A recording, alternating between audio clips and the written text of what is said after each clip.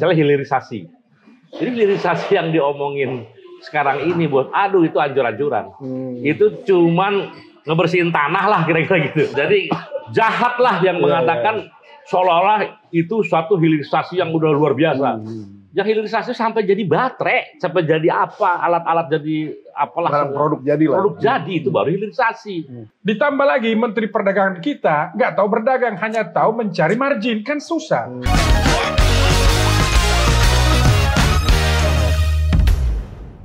Bismillahirrahmanirrahim. Assalamualaikum warahmatullahi wabarakatuh. Halo Sobat Forum, kembali lagi kita di acara podcast hanya di sini, PhD 4K. Kreatif, kritis, konsisten, dan kocak bersama saya Pembi Daito, dan kita tetap bersama 4 narasumber. Tiga. Oh, soal 3 narasumber karena saya juga nggak narasumber juga. 3 narasumber yang membahas masalah TPRA sebelumnya, dan kita sekarang tetap akan membicarakan tentang masalah pekerja, yaitu masalah PHK, arus PHK, gelombang PHK yang semakin meningkat ini ya. Dan tentunya seperti biasa, di sebelah kanan saya perkenalkan terlebih dahulu ada Bung Hardi Hermawan dari ekonom dari Sigmapi, ya. Kemudian ada Bung Jumhur Hidayat dari KSPSI, Ketua Umum, dan kemudian ada Bung Oheo Sinapoy dari politisi Partai Golkar. Nah, seperti biasa kita ada teka-teki dulu nih. Aduh, susah terus dia ini. Mikir dulu. Pertanyaannya, gajah apa yang rajin buang sampah? Gajahlah kebersihan. Wah, benar sekali jago nih. Jagalah kebersihan, gajahlah kebersihan. Karena ini tentang bersih-bersih, PHK itu bersih-bersih istilahnya kan begitu. Alamak, jangan dong. Silakan. Waduh. Silakan kalau perusahaan udah bingung apa dia bersih-bersih, PHK. Wah, gitu, itu terminologinya kapitalis banget. Kapitalis kalau ya. Jangan, nah, oke. Sekarang Bung Hardi, ini ada gelombang arus PHK yang signifikan juga, sangat, dan sangat mengkhawatirkan. Ini di akhir pemerintahan yang sekarang, dan kemudian akan berlanjut ke pemerintahan berikutnya. Kita punya undang-undang yang menurut saya agak mengkhawatirkan juga dalam konteks kepastian bekerja ya. Dalam konteks kepastian bekerja, mendapatkan pekerjaan yang layak, ini sangat rentan sekali. Nah, menurut Anda sebagai ekonom gimana pandangannya? Akhirnya kita harus mengakui bahwa gelombang PHK itu adalah keniscayaan. Karena apa? Sejak beberapa tahun sebelumnya, Indonesia ini cenderung mengalami deindustrialisasi, cenderung mengalami penyusutan ekonomi. Indikasinya adalah lapangan pekerjaan itu semakin sempit. Yes, indikasinya adalah kontribusi dari sektor manufaktur terhadap GDP kita semakin lama semakin kecil, semakin turun. Dulu di zaman Orde Baru itu sempat sampai hampir 30%. GDP kita disumbang oleh sektor manufaktur. Sekarang angkanya tinggal 18%. Hampir setengahnya ya? Ya, otomatis ketika sektor manufaktur semakin sedikit kontribusinya, maka daya serapnya terhadap tenaga kerja juga makin kecil. Tenaga kerja baru pun juga bertambah banyak. Angkatan kerja baru yang datang setiap tahun 2,5 juta. Nah, ketika kita lihat dari semua sektor usaha, sebenarnya kan yang paling banyak menyerap tenaga kerja itu adalah sektor manufaktur, selain sektor pertanian tradisional ya. Tapi sektor manufaktur itu yang paling banyak. Pabrik-pabrik bisa sekali masuk 1.000, 2.000 gitu. Itu yang paling banyak menyerap tenaga kerja. Nah, ketika sektor manufaktur yang semakin mengerucut, otomatis jumlah tenaga kerja yang dibutuhkan semakin sedikit, dan gelombang PHK kemudian tidak terelakkan. Kenapa sektor manufaktur kita mengerucut seperti ini? Karena struktur perekonomian kita sangat tergantung kepada impor. Sektor manufaktur kita itu sangat tergantung kepada impor. Sehingga ketika kemudian ada persoalan dengan misalnya kurs dan lain sebagainya, harga barang bakunya jadi lebih mahal, dia semakin mengurangi produksi, akhirnya ya jumlah tenaga kerja semakin berkurang. Dulu ketika zaman Orde Baru, setiap 1% pertumbuhan ekonomi kita bisa menyerap sampai 600-700 ribu tenaga kerja. Karena sektor manufaktur yang bergeraknya. Sekarang ketika kita tumbuh masih 5, sekian persen, setiap 1%-nya nggak nyampe 200 ribu yang bisa terserap. Karena bukan sektor manufaktur lagi. Sektor jasa, sektor ekstraktif kayak batu bara, kayak pertambangan, yang tidak banyak tenaga kerja, itu kan alat-alat semua yang banyak ininya. Sehingga sektor tenaga kerja kita semakin ya terancam gitu loh. Kemudian gelombang PHK merebak. Dan sekarang persoalannya lagi, PHK itu terjadi di sektor manufaktur yang sangat konvensional, yang sangat tradisional, alas kaki dan yang paling pakaian. Ya. Itu kan yang paling tradisional ya, industri yang paling tradisional lah, industri sepatu, tekstil dan produk tekstil. Bahkan investasi asing pun di situ ya. terus. Nah sekarang itu yang banyak. Tapi juga terjadi di sektor yang paling maju, di industri IT. Banyak sekali startup yang berguguran, lalu kemudian kemarin Tokopedia juga harus di layoff banyak sekali. Jadi problem industrialisasi di kita yang kemudian membuat sektor manufaktur tidak bergerak, tidak tumbuh secara optimal, penyerapan tenaga kerja hambat, yang ada pun akhirnya dibuang karena mereka juga salah bersaing dengan produk-produk manufaktur impor yang masuk ke kita tanpa bisa kita hambat. Jadi ya keniscayaan kalau tidak ada perubahan yang sangat-sangat mendasar, ini akan terus terjadi ke depannya. Gejolak ya. Gejolak. Pak Junghur, sebagai Ketua Umum KSPSI ini, menghadapi ancaman gelombang PHK seperti ini tentunya bakal banyak advokasi yang harus Anda lakukan. Ya, Waduh, capek ya pasti. Pertama, yang dijelaskan oleh Om Hardy itu 100% benar. Iya. Saya agree. Itu udah pasti. Sekarang istilahnya what should we do kan? Ya benar, perubahan yang mendasar. Jadi dibilang kita belum telat, sebenarnya udah telat. Tapi ya tetap harus bisa kita mulai, dan kita masih punya instrumen kan untuk beberapa produk tertentu boleh impor atau tidak boleh impor, kita masih punya produk. Nah, misalnya kayak tekstil ya, TPT lah. Kalau di kita TSK, ada federasi kita namanya Tekstil Sandang dan Kulit. Oke. Padahal kulit udah lain lagi. KSPSI. Di bawah KSPSI ada satu federasi buruh namanya TSK. Nah, itu juga ratusan. Bukan tersangka tapi. Dia ratusan ribu bos. Iya. Itu yang paling banyak betul. ya. Nah, jadi ini sekarang kan kita tahu pertama ada impor TSK juga dari luar negeri. Kedua, selundupan ini banyak banget. Waduh, itu yang pakaian bekas juga ada, apa semua ada gitu. Ini orang tahu semua lah ini. Penyelundup wangi juga banyak. Penyelundup yang wangi. Gitu ya? Iya. Pokoknya saya nggak tahu lah. Pokoknya just tip modelnya. Itu bisa banyak itu. Jadi intinya diakui oleh pengusaha tekstil juga ini yang tidak resmi pun banyak. Nah sekarang ada peraturan Menteri Perdagangan yang lebih melonggarkan itu. Sehingga sekarang mungkin banyak orang nebeng gitu loh. Nebeng, nah, tahu sendirilah di bea cukai kan permainan seperti apa kan. Jadi ini makin parah. Nah jadi ya ini kegandrungan kita terhadap impor tuh coba agak ditahan lah gitu. Dan itu adalah alat utama untuk memastikan industri kita bisa tumbuh gitu. Nah saya sebenarnya gini, saya catat lah ini mungkin sumbangan pikiran saya untuk presiden yang akan datang ya. Kalau bisa Menteri Perdagangan Internasional dan Industri itu di satu tangan. Jadi namanya MITI. Oh, kayak Jepang ya. Ministry of International Trade and Industry. Jadi di trade off-nya itu di satu tangan. Dia biasanya orang yang seperti ini gandrungnya industri. Orang yang gandrung industri jadikan dia menteri ini. Sehingga gue pengen ngembangin industri ini, maka dengan kekuasaan yang dia punya tahan dulu impor. Nah itu kalau ada orang seperti itu, mudah-mudahan kita bisa selamat. Yang kedua, yang penting juga bahwa katanya industri kita kalah bersaing, ya, itu tadi kita banyak hal yang misalnya yang orang lain nggak punya. Misalnya hilirisasi. Jadi hilirisasi yang diomongin sekarang ini aduh itu anjur-anjuran. Itu cuman ngebersihin tanah lah kira-kira gitu. Ngebersihin tanah dari, nah, itu kan orang mana ya, Sulawesi kan, Pak Ohio kan. Padahal produk jadi itu apa? Jadi baterai, jadi apa? Itulah hilirisasi kalau mau gitu loh. Sampai ke ujung lah. Sampai ke ujungnya itu. Jadi masih tahap awal. Waduh, sekali kebersihan tanah doang lah kira-kira gitu. Gajahlah kebersihan tadi. Iya bos. Jadi jahat lah yang mengatakan seolah-olah itu suatu hilirisasi yang udah luar biasa. Yang hilirisasi sampai jadi baterai, sampai jadi apa, alat-alat jadi apalah. Produk jadi lah. Produk jadi itu baru hilirisasi. Itu dari tambang. Dari sawit bos. Sawit itu bisa ada 83 turunan. jadi kosmetik, jadi apa. Itu kalau kita ngembangin itu saja kita bisa sebetulnya. Jadi artinya hilirisasi jalan terus. Ya itu.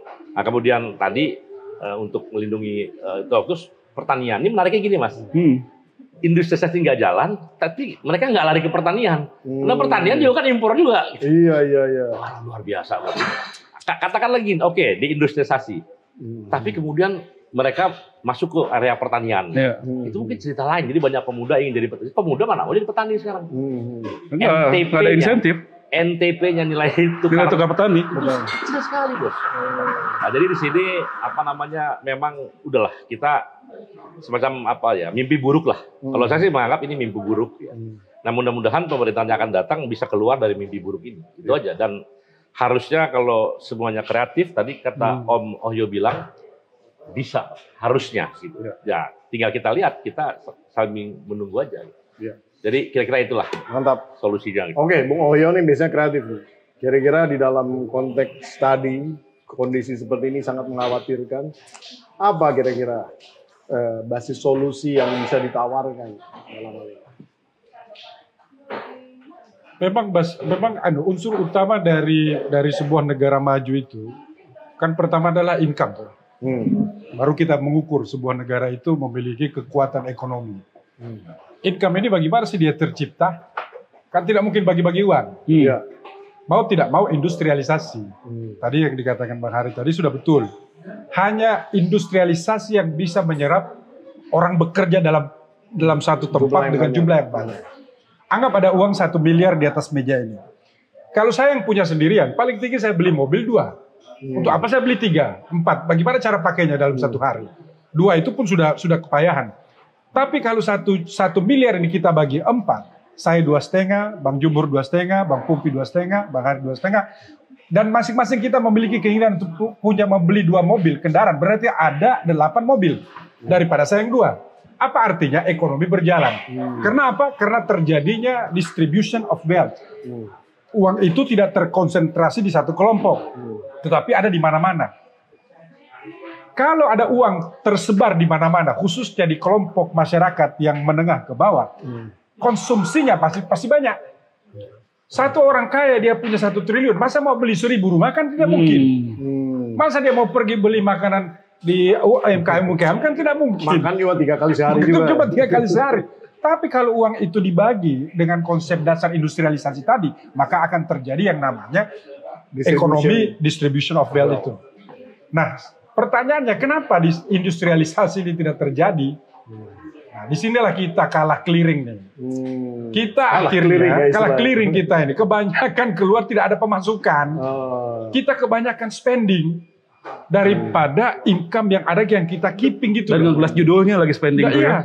Dan kita ini tidak pernah menguasai barang-barang produksi itu karena ini cuma putaran. Kita ini hanya dimanfaatkan demografis penduduknya aja karena sebagai kita pasar. Ini adalah 270 juta diterjemahkan oleh pasar luar sebagai pasar yang besar, dia masuk melalui konsep perdagangan tadi itu. Nah, ditambah lagi Menteri Perdagangan kita nggak tahu berdagang, hanya tahu mencari margin, kan susah. Perdagangan itu bukan margin yang kita cari kalau kita bicara konsep nasional. Perdagangan itu adalah kekuatan yang bisa menumbuhkan sehingga kita bisa membuat industri lainnya lagi. Gitu loh. Ini baru benar. Harusnya kan pemerintah menteri itu harus secerdas itu gitu loh. Tidak bisa hanya sekedar bawa badan terus oke, saya menteri, saya ini kalau dia terjemah apa itu? Lebih baik kita suruh si Bedu atau si Udin yang dari sarjana ekonomi baru dia suruh atur kalau bahannya begitu. Kalau tidak ada kecerdasan ngapain? Jadi teknik inilah yang sebenarnya harus kita lakukan. Jadi alih-alih kita itu mengalami sebuah kemunduran, ini kita betul-betul menjadi keterpurusukan. Semuanya bukan lagi PHK kita ini, sudah mau PHD. Kalau memang podcast hanya di sini. Kalau PHD apa PHD? Pemutusan bukan hidup ini. Kita ini hanya terima uang, terus kita beli lagi. Coba bahayanya bansos apa? Siapa yang kita untungkan dari bansos ini?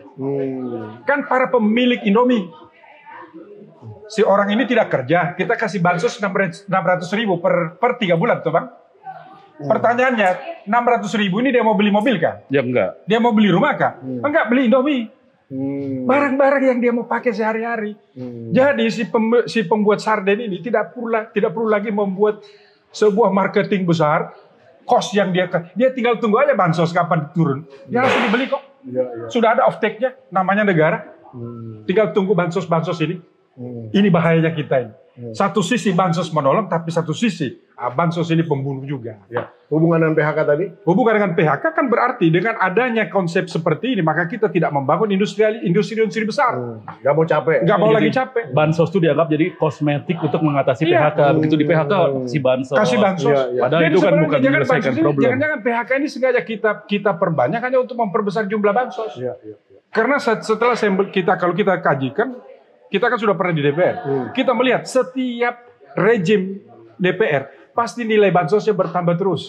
Zaman kita 70 triliun, sekarang sudah hampir 200 sekarang. Bahkan sudah hampir 400. Lah kemarin lebih dong. 500, mau 500. Lah iya itulah. Artinya kan ini bahayanya.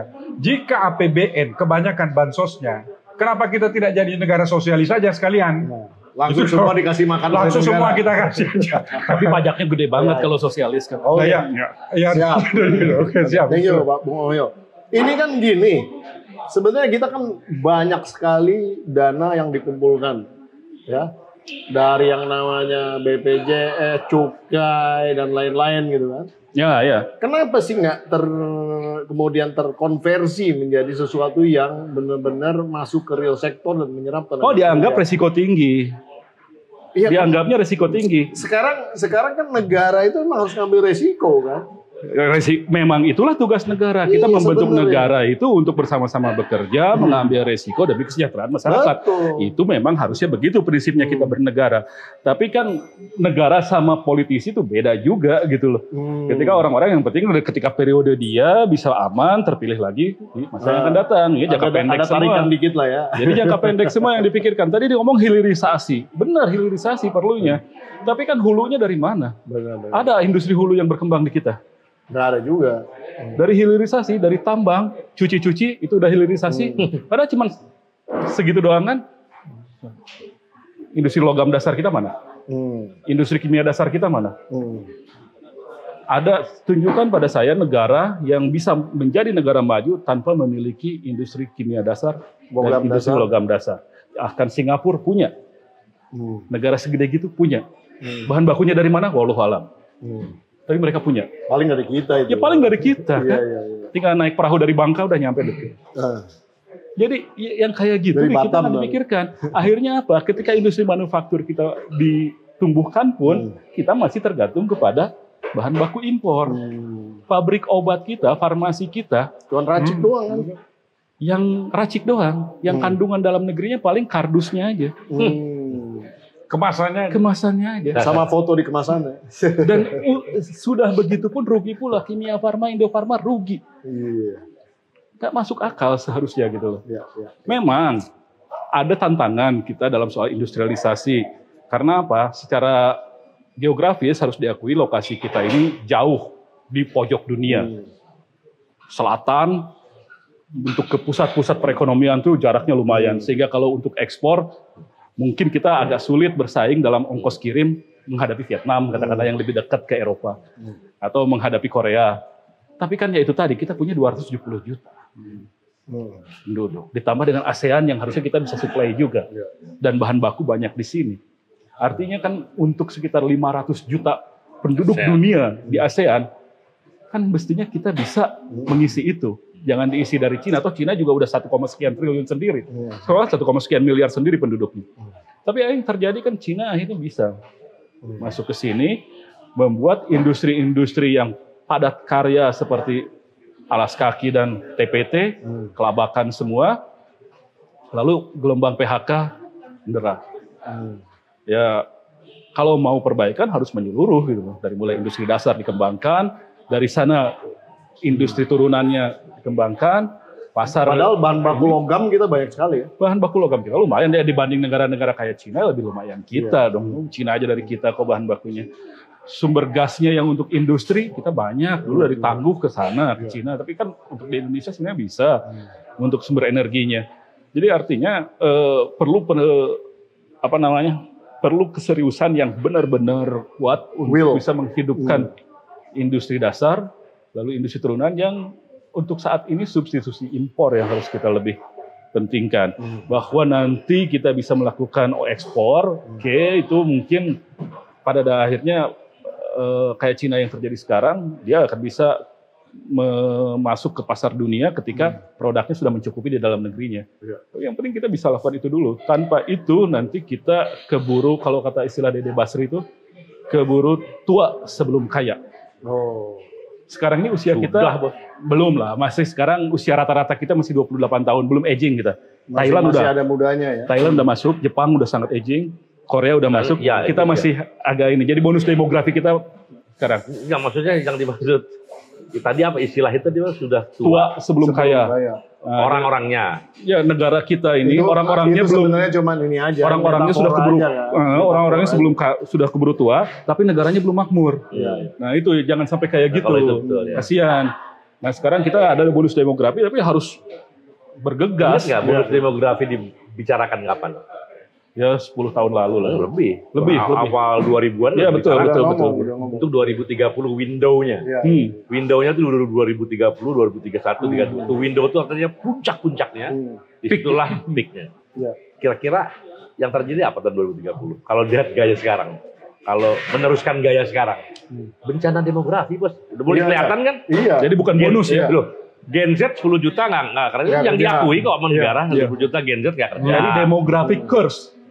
Kutukan demografi. Kemudian sekarang PHK di mana-mana. Karena memang ngomong indah-indah bonus tanpa mau dia membangun fondasinya untuk mencapai itu.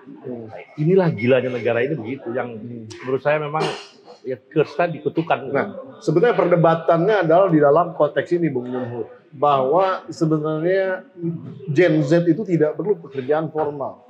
Karena mereka itu yang paling penting adalah mempunyai aktivitas yang namanya gig working satu, atau dia punya income yang bisa dia puter. Bos, ini bos. Enggak, bukan sebentar. Maksudnya ini kan perdebatan yang mereka angkat ya. Artinya sebenarnya di dalam konteks ininya curse demografi itu sebenarnya belum terjadi karena sebenarnya mereka punya aktivitas sendiri yang mereka bisa masih mendapatkan income. Kira-kira gitu perdebatannya. Betul. Nah, obrolan Anda gimana? Obrolan ini sangat bias sekali. Yang saya betul-betul nggak suka lah. Kenapa? Seolah-olah Gen Z itu aja. Bos, yang mau kerja di pabrik banyak ya. Karena memang Gen Z itu ada yang kalangan menengah atas, ada yang di bawah juga. Itu bos. Jadi kita bias. Jago IT, jago itu bias banget. Seolah-olah itulah Gen Z. Yang ngantri di pabrik tuh Gen Z semua. Pengen kerja, pengen dapat income. Ya Gen Z kelahiran tahun 2000, sekarang umurnya 24 tahun paling tua. Ada 19 sampai 24 ya semuanya lagi antri ke dunia kerja. Betul. Jadi buat gua itu benar. Jadi udah ngomongin benar untuk segmen tertentu. Tapi kita kan bicara segmen yang paling banyak dong. Nah, paling banyak ini yang harusnya negara tahu. Kalau itu bakal jangan-jangan nggak perlu diurus negara, dia udah bisa sendiri tuh. Ada orang bisa cari duit dengan bahkan ada yang sekarang apa tuh, kripto itu. Anak umur 20 tuh, gua nggak ngerti itu. 20 juta loh itu pemain kripto itu kan itu Gen Z rata-rata. Tapi kan hanya belum bergelintir dari sekian tenaga kerja. Jadi gue setuju itu. Tapi itu nggak boleh menjadi bahasa resmi negara. Betul. Bahasa negeri pemerintah terhadap karena amat konstitusi tetap harus ada. Bahasa resmi negara itu adalah sebesar-besarnya untuk kemakmuran rakyat. Jadi emang itu yang harus jadi negara perhatian. bertanggung jawab untuk menyediakan pekerjaan yang layak untuk sekarang kehidupan. Ketika sektor industri kepayahan, apa alternatifnya? Taruhlah pertanian. Selama ini pertanian bisa menyerap begitu banyak tenaga kerja, meskipun dengan tingkat pendapatan yang sangat minim. Kecuali pertanian dalam tanda petik yang dikuasai oleh para tuan tanah berupa perkebunan-perkebunan besar. Itu sebenarnya agak lumayan lah secara penghasilan, meskipun kita nggak tahu seberapa sustain mereka bisa di sana karena perlu fisik yang sangat kuat dan lain sebagainya. Tapi kalau bicara pertanian sekalipun, berita terakhir mengatakan Indonesia mau menginvestasikan pertaniannya di Kamboja. Beli sawah, gilingan di sana. Ngaco lah udah nggak keluar ya. Tahu nggak bos? Sorry lah ini ya. Kenapa Thailand maju dalam pertanian? Salah satunya itu ada semacam undang-undang rantai distribusi. Jadi Pendek dia. petani itu bos, misalnya harga di petani 10.000, di konsumen ternyata mampu 30.000. Ya petani jangan 10.000 dong. Bisa jadi 15. diatur gitu loh. Iya, Jadi kalau lebih dari sini tahap kedua, lo melanggar undang-undang. Dia akhirnya jarak antara konsumen dengan petani pendek gitu. Iya, loh. iya. Kalaupun ada banyak, tapi dibatasin. Jadi kalau misalnya ini 10.000, ini 30.000, begitu ada orang jual 35.000, tangkap. Kenapa lu jual 35.000? Karena saya beli. Ini yang melanggar tangkapin. Kasarnya begitu.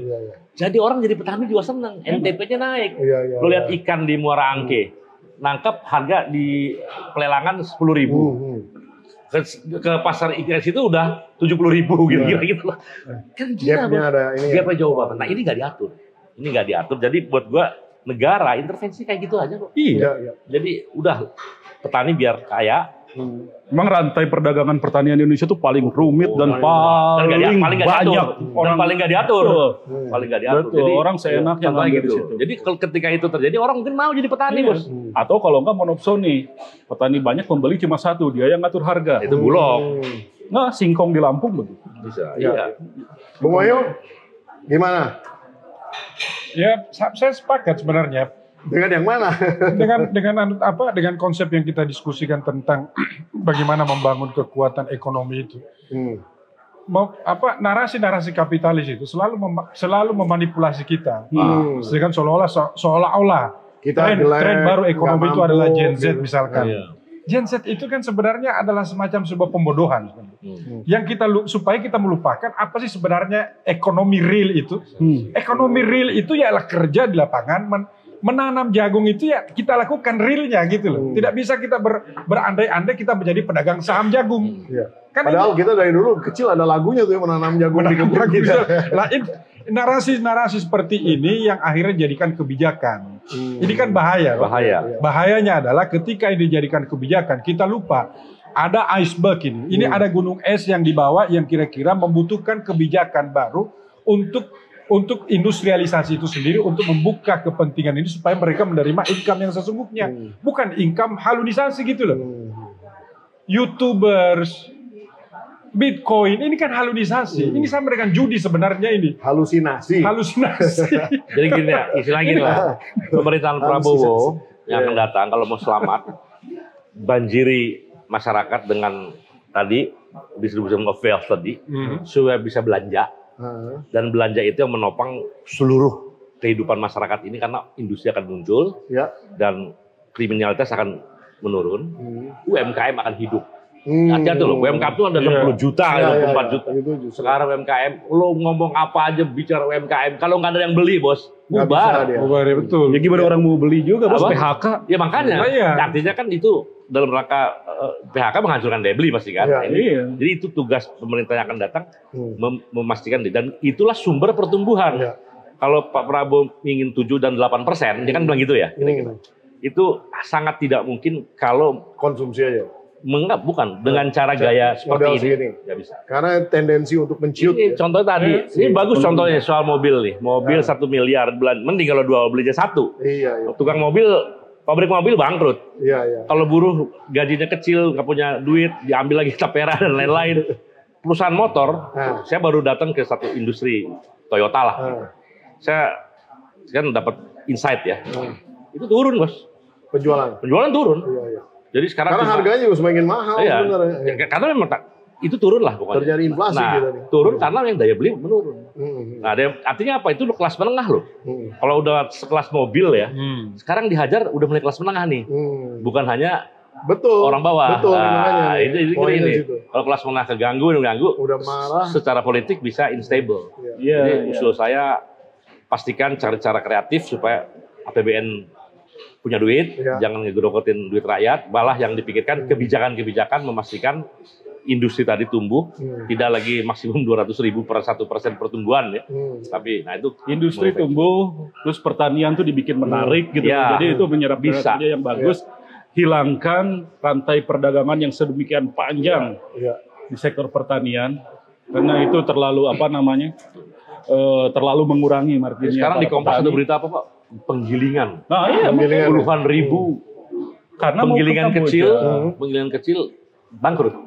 Orang kan akhirnya untuk kebutuhan beras bukan dinyerap dari petani, akhirnya pulang jadi impor dan lain sebagainya. Itu puluhan ribu. Pertanyaannya, apakah kita bisa membangun industrialisasi, revolusi industrialisasi itu dalam 5 tahun?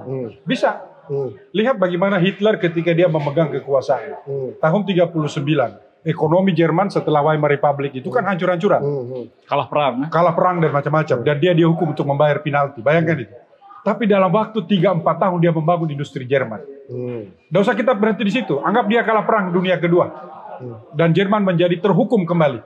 Dalam waktu kira-kira 15 tahun dia bangkit kembali menjadi kekuatan ekonomi. Jadi sebenarnya tidak ada yang tidak mungkin. Dalam ketika ada kekuasaan. Jadi sebenarnya negara itu tidak boleh merasa ada risiko, tidak nyaman, tidak bisa. Negara itu adalah kekuasaan. Harus ambil risiko. Tidak ada risiko loh. Negara itu tidak punya risiko sama sekali. Ada yang menyerang, kita serang balik. Ada yang mau serbu, kita serbu balik. Apa rumusnya? Jadi sebenarnya tidak ada risiko dalam negara untuk mengambil kebijakan. Sama seperti ini, analoginya seperti membangun sebuah kapal. Kapal itu kalau mau aman, sandar aja di dermaga. Tapi kan dia tidak dibikin untuk bersandar di dermaga. Dia harus melaut, mengelilingi samudra. Kalau kita ingin makan ikan, maka pergi di laut lepas. Tapi selama kita berdiri di pinggir pantai, sampai kiamat tidak akan makan ikan. Kita bertempur aja. Artinya begini, negara ini punya... Kalau bahasanya Syahrir, hidup yang tidak dipertaruhkan, tidak akan dimenangkan. Tidak akan pernah dimenangkan. Itu. Jadi kalau kita memang harus berjuang artinya. Kalau nggak ada perjuangan, lu nggak akan mencapai sesuatu. Ya perjuangan pasti ada resiko. Dan makin banyak bagus perencanaan, resiko makin rendah. Dan satu lagi lah ini ya, kalau melihat dari negara-negara yang tadinya mungkin di tahun 50-an sama semua kayak kita. Meskipun Korea, terutama Taiwan, Hong Kong, itu cuma 4 hal aja yang berjalan. Pertama, land reform. Jadi kepemilikan lahan orang itu ada, sehingga petani punya alat produksi yang cukup. Dia akhirnya bisa menjadi sebuah badan usaha yang bagus. Kemudian dia bisa punya daya beli yang kuat. Ini marahan reform yang pertama. Ini Jepang melakukan, Malaysia melakukan, artinya Jepang ini mengikuti konsep marahan. Habis itu birokrasinya yang benar. Ini yang paling berat. Itu korupsi dan birokrasi. Kalau mau bikin pabrik, tahu-tahu ada ormas yang datang dari Babinsa, dari Tenaga, repot juga kan. Yang kedua itu. Yang ketiga regulasinya, yang keempat infrastruktur. Yang terakhir nih sebetulnya. Kalau ini jalan, semua negara-negara yang tadinya 50 tahun yang lalu masih melarat dan sekarang maju, ternyata itu yang dijalankan. Gus, zaman Pak Harto, ingat nggak di plasma? Itu satu pabrik boleh punya 20% plasmanya intinya. 80% plasma. Sekarang dibalik. Dan yang 80% swasta, 20%-nya rakyat, itu pun susah sampai berantem bunuh-bunuhan gitu loh. Jadi kalau mau jujur, zaman Pak Harto untuk urusan perkebunan itu jauh lebih bagus. Karena tadi kan bagian dari tanah itu dibilang land reform tadi kan. Tahu nggak 1 hektar sawit bos bisa 6 sampai 8 juta 1 hektar. Transmigrasi dulu 2 hektar ya setiap orang ya. 2 hektar. Nah lu bayangin sekarang gaji mereka rata-rata 3 juta, 3,2 juta. Kalau dikelola sendiri dia bisa dapat 6 juta. Kalau dia punya 2 hektar, urus 2 hektar bisa dapat 16 juta. Artinya yang beli motor lebih banyak. Yang beli mobil juga bisa. Dia nabung berapa tahun dia bisa beli mobil. Jadi kita mau membangun industri motor nasional pun juga ada beli gitu loh. Jadi pasarnya sudah tercipta. Demand, create, supply.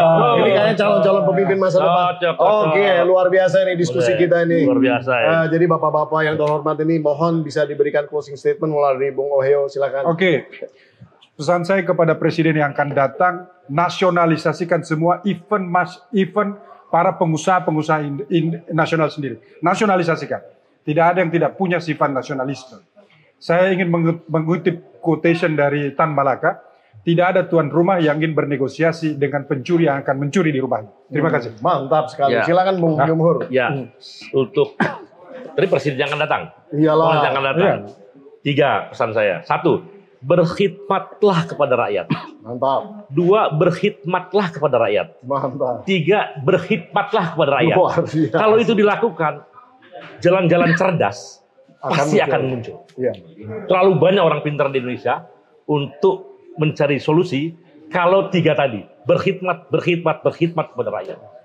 Mantap sekali, luar biasa. Silakan, Bung Hardi. Habis dimakan mereka ini. Masih bisa lah. Bang Jumhur itu udah paling benar berkhidmat pada rakyat. Kayak gitu tangan Tuhan baru datang yang beneran nih, bukan tangan Tuhannya Adam Smith.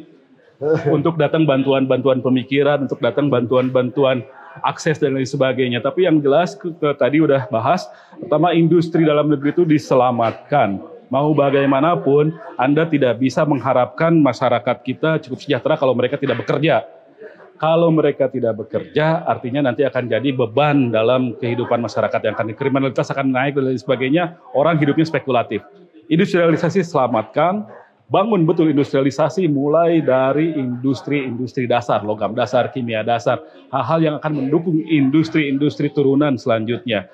Lalu kemudian berikan para petani kita itu lahan yang mencukupi.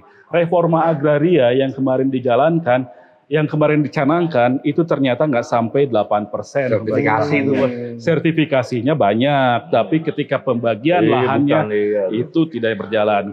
Jadikan petani itu punya alat produksi yang memadai untuk mereka hidup secara layak, untuk mereka hidup secara sejahtera sehingga mereka punya daya beli. Ketika mereka punya daya beli, otomatis industri muncul untuk mencukupi kebutuhan mereka. Lalu bersihkan betul birokrasi, bersihkan betul jangan sampai ada yang korupsi. Dan setelah itu perbaiki infrastruktur. Mudah-mudahan Indonesia benar-benar bisa memanfaatkan bonus demografi dari tahun 2030 sampai 2035 yang akan datang. Luar biasa nih. Ini kayaknya seru banget nih. Harusnya diteruskan lagi. Tapi kita bakal sambung lagi di kesempatan yang lain. Baiklah, Sobat Forum. Itu tadi nih, yang kena lagi? korban PHK, tolong selamatin dulu itu. Oh, pasti itu. Oh iya. Ada 20.000 yang Ini advokasi pasti. Baiklah, Sobat Forum, tadi itu adalah Bung Hardi Hermawan, kemudian Bung Jumhur Hidayat, dan juga Bung Oheo Sinapoy. Luar biasa sudah memberikan pencerahan kepada kita tentang bagaimana menghadapi yang namanya arus gelombang PHK yang luar biasa ke depan, dan juga pesan-pesan kepada pemerintah yang akan datang. Mudah-mudahan didengar oleh Pak Prabowo agar kemudian bisa menjadi catatan dan bisa menciptakan pemerintahan yang lebih baik lagi ke depan demi rakyat Indonesia tentunya. Baiklah. Anda telah bergabung bersama kami di PhD 4K podcast hanya di sini, kreatif, kritis, konsisten, dan kocak, bersama saya Poppy Daidatullah sebagai host, dan sampai di waktu yang akan datang ikuti terus PhD 4K. Assalamualaikum warahmatullahi wabarakatuh. Paten. Mantap, Mas Bro. Mantap.